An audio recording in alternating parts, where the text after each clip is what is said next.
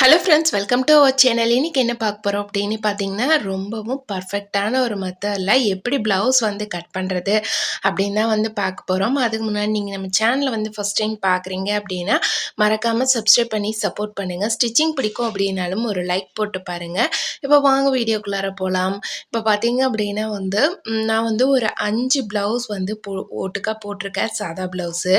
இதை நம்ம கட் பண்ணி எடுக்கிறது எப்படின்னு பார்க்கலாம். இந்த மாதிரியான ஒரு ப்ளவுஸஸ் எல்லாமே கொஞ்சம் ஒரு 3 ப்ளவுஸு, 4 ப்ளவுஸு, 5 ப்ளவுஸ் அந்த மாதிரி எல்லாம் வந்தது அப்படின்னா, நான் ஃபஸ்ட்டு வந்து நல்லா நீட்டாக அரேஞ்ச் பண்ணி போட்டுட்டு, அதுக்கப்புறமே எல்லாமே வந்து பின் பண்ணிக்கிட்டேன், குண்டூசி போட்டு எடுத்துக்கிட்டேன். நமக்கு வந்து அப்போ தான் வந்து எங்கேயுமே கொஞ்சம் அந்த கிளாத்து நகராமலும், அப்படியே ஒரு நீட்டான ஒரு ஃபினிஷிங்லேயும் அப்படியே இருக்கும். நம்ம கட் பண்ணி எடுக்கிறதுக்கும் நமக்கு ரொம்பவே ஈஸியாக இருக்கும். ஃபஸ்ட்டு வந்து பார்த்தீங்க அப்படின்னா, அந்த கரை பீஸை நான் வந்து கட் பண்ணி விட்டுட்டேன். ஒவ்வொரு கிளாத்தில் கரை பீஸாக நம்ம அப்படியே மடிச்சு தைச்சோம் அப்படின்னாலும் ஒன்றும் ஆகாது. ஆனால் ஒவ்வொரு கிளாத்தில் அது வந்து கொஞ்சம் இழுத்த மாதிரி வந்துடுது. அப்படிங்கிறதுனால இப்போ எந்த பீசஸ்க்குமே வந்து கரை பீஸை யூஸ் பண்ணுறதில்ல, அதை கட் பண்ணி விட்டுறது. இப்போ ப்ளவுஸில் நீங்கள் கொக்கி பக்கம் எடுத்துக்கோங்க. கொக்கி பக்கத்தை உள் பக்கமாக வந்து திருப்பி விட்டுட்டு இந்த மாதிரி கையை எடுத்துக்கோங்க. நம்ம ஃபஸ்ட்டு ஒரு 1.5 இன்ச் அளவுக்கு 1 இன்ச் 1.5 இன்ச் அந்த அளவுக்கு வந்து மார்க் பண்ணியிருக்கிறேன். அந்த இடத்துல இந்த ப்ளவுஸோட கை பகுதியை வச்சுட்டு மேலே ப்ளவுஸோட ஹைட், அந்த கையோட ஹைட் எவ்வளோ வருது அப்படிங்கிறதையும் மார்க் பண்ணிவிட்டு, நெக்ஸ்ட் வந்து பார்த்தீங்க அப்படின்னா இந்த ஆம்கோல் கிட்ட டாட் போடுறோம் இல்லைங்களா, அந்த இடத்துல கை வச்சுட்டு விரல் வச்சுக்கோங்க. வச்சுட்டு அதோட ஃப்ரண்ட் சைடில் என்ன அளவு வருதோ அதையும், அதோட பேக் சைடில் ஒரு பிசுறு ஒன்று வரும், நம்ம ஜாயின் பண்ணுற பிசுறு, அந்த பிசுரை இப்படி மேலால் எடுத்து வச்சுட்டு அதில் என்ன அளவு வருதோ அதையும் வந்து மார்க் பண்ணிக்கோங்க. மார்க் பண்ணிவிட்டு நமக்கு இதிலே வந்து குடஞ்ச பாகமும் வந்து கிடச்சிரும். இப்போ நான் வந்து இதை கட் பண்ணி எடுத்துக்கிறேன். இப்போ ப்ளவுஸோட ஹைட்டுக்கு தகுந்த மாதிரியும் அந்த பிசுரை ஒட்டி கையில் எவ்வளோ பிசுறு வருதோ, மேலே ஓவர்லாக் போட்டிருந்தாலும் சரி, போடலைனாலும் சரி, எவ்வளோ வருதோ அந்த இடத்துக்கு தகுந்த மாதிரி நம்ம வந்து மார்க் பண்ணிவிட்டு, அதுக்கப்புறமேலு இந்த சைட்லேயுமே கை ஜாயின் பண்ண ஆம்கோல் சைட்லேயுமே வந்து எவ்வளோ வருதோ அந்த இடத்துலையும் அது மாதிரி மார்க் பண்ணிடலாம். மார்க் பண்ணினதுக்கு அப்புறமேலே நம்ம கட் பண்ணி எடுத்துக்கலாம். கட் பண்ணி எடுத்துகிட்டு இந்த மாதிரி நம்ம குடஞ்ச பாகத்தை கட் பண்ணுறப்ப ஃபஸ்ட்டு கீழேயும் மேலேயும் நம்ம வந்து டச் பண்ணக்கூடாது. ஏன்னா வந்து அது ரெண்டுமே நமக்கு ஒரே ஈவனாக தான் இருக்கணும். இந்த சென்டரில் மட்டும்தான் லைட்டாக நம்ம குடஞ்சி வெட்டணும். இந்த மாதிரி குடஞ்சி வெட்டிக்கிட்டோம் அப்படின்னா கரெக்டாக இருக்கும். அங்கே நம்ம வந்து மடிச்சு தைக்கிற இடத்துலையும் சென்டர் பாயிண்ட்லேயும் ஒரு அர்க்கார் போட்டுக்கலாம். இதில் மொத்தமாக 5 பீஸ் இருக்குது. பாருங்க, கைக்கு 2 குண்டூசி வந்து நான் போட்டிருக்கிறேன்.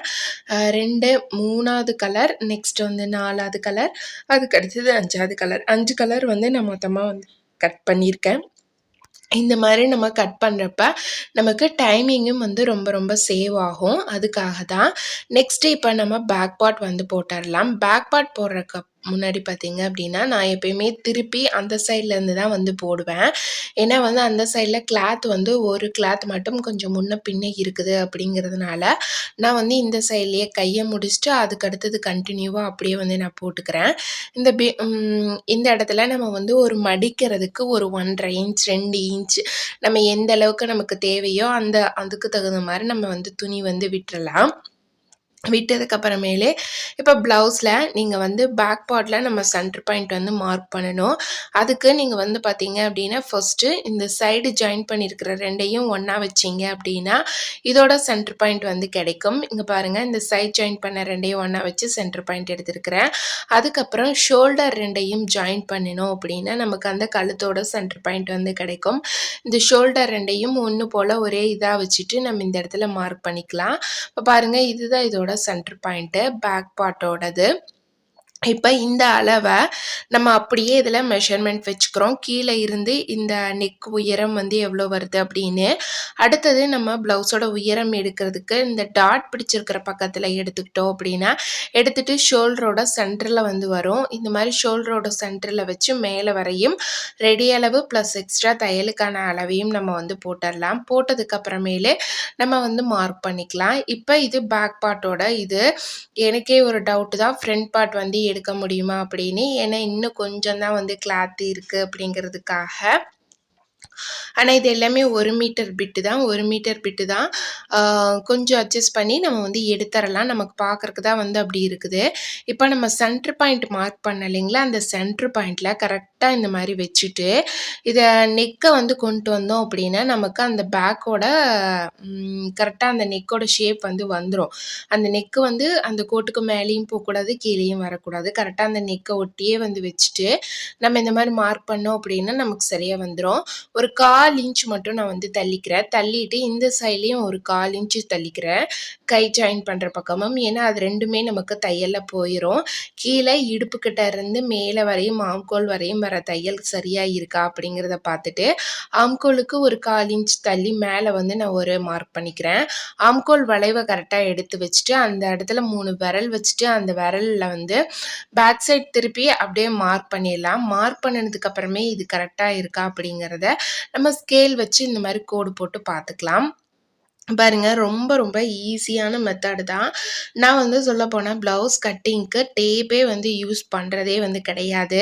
அதுக்கப்புறமேலே நம்ம எங்கெங்க வந்து கொஞ்சம் கோணையா போட்டிருக்கிறோமோ, அந்த இடத்துல எல்லாமே வந்து பார்த்தீங்க அப்படின்னா, நம்ம ஸ்கேல் வச்சு நேரா வந்து போட்டுக்கலாம். கீழ பார்த்தீங்க அப்படின்னா வந்து இந்த இடத்துலயே வந்து ஒரு கிளாத் வந்து முடிஞ்சிருது. அதனால வந்து நம்ம அந்த அளவுக்கு தகுந்த மாரி தான் வந்து மார்க் பண்ணணும். எக்ஸ்ட்ராவா பார்த்தீங்க அப்டின்னா, சரி இன்னும் ஃப்ரண்ட் பார்ட்டையும் மார்க் பண்ணிட்டு, அதுக்கு அடுத்தது வந்து நம்ம கட் பண்ணிக்கலாம். சப்போஸ் துணி பத்தல அப்டின்னா, கொஞ்சம் வேற ஏதாவது அரேஞ்ச் பண்ணிக்கலாம் அப்படிங்கிற மாரி தான் வந்து நான் ஃபர்ஸ்ட்டு சரி ஃப்ரண்ட்டையும் மார்க் பண்ணிடலாம் அப்படின்ட்டு ஃப்ரண்ட்டும் மார்க் பண்ண வந்தேன். நார்மல் ப்ளவுஸ்க்கெல்லாம் ஸ்டிச்சிங் பார்த்தீங்க அப்டின்னா வந்து 120 வந்து வாங்குறேன். அம் வருஷம் வருஷம் தீபாவளிக்கு ஒரு 1 மாசத்துக்கு முன்னாடி வந்து ஒரு ₹10 வந்து ப்ளவுஸ்ல இன்க்ரீஸ் பண்ணிர்றது.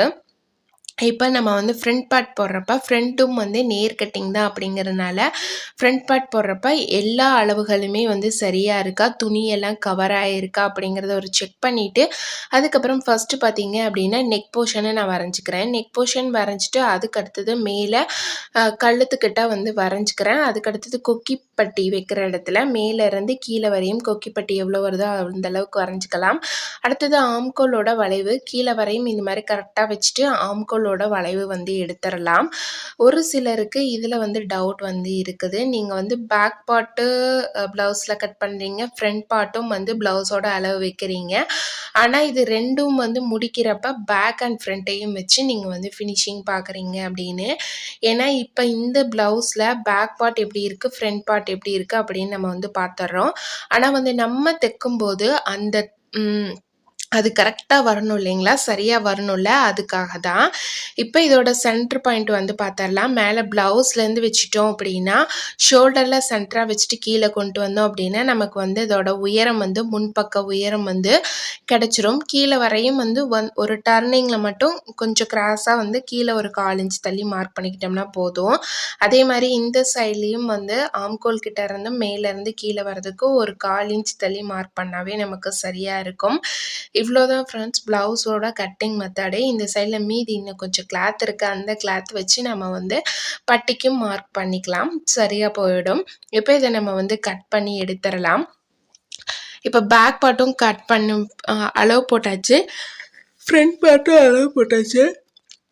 இப்போ இது 2மே வந்து நம்ம தைச்சோம் அப்படின்னா சரியா இருக்கணும் இல்லைங்களா நமக்கு. அதுக்காக தான் வந்து இது 2யுமே வச்சு ஒரு தடவை வந்து செக் பண்ணிக்கிறது. அப்படி செக் பண்ணும்போது நமக்கு ஆல்ரெடி வந்து அளவு ப்ளவுஸில் ஏதாவது மிஸ்டேக் இருந்திருந்தாலுமே வந்து நம்ம ஸ்டிச் பண்ணுற ப்ளவுஸில் எந்த விதமான மிஸ்டேக்ஸுமே வந்து வராது. நல்ல ஒரு நீட்டான ஒரு ஃபினிஷிங்லேயும் கஸ்டமர்ஸ் எந்த கம்ப்ளைண்ட்டும் சொல்லாத மாதிரியும் நமக்கு வந்து ப்ளவுஸ் வந்து வரும். அதாவது மிஸ்டேக்ஸ் வந்து பேக் அண்ட் ஃப்ரண்ட்டு நம்ம கட் பண்ணிடுறோம். அது சரியா இருக்கா இல்லையா அப்படின்னு அது 2யும் ஒண்ணா வச்சு பார்த்தா தான் நமக்கு வந்து தெரியும்.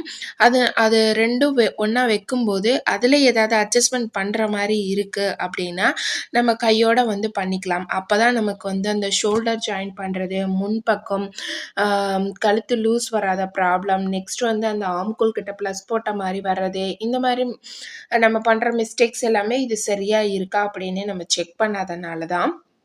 ஏன்னா ஒரு ப்ளவுஸ் தைக்கும்போது முன்பாகம், பின்பாகம், கை எல்லாமே வந்து சரியா இருந்தா தான், பட்டி இது எல்லாமே வந்து சரியா இருந்தா தான் நமக்கு வந்து ஸ்டிச் பண்ணதுக்கு அப்புறமே அது வந்து கரெக்ட் கரெக்டாக கஸ்டமருக்கு வந்து இருக்கும். அதுக்காக தான்.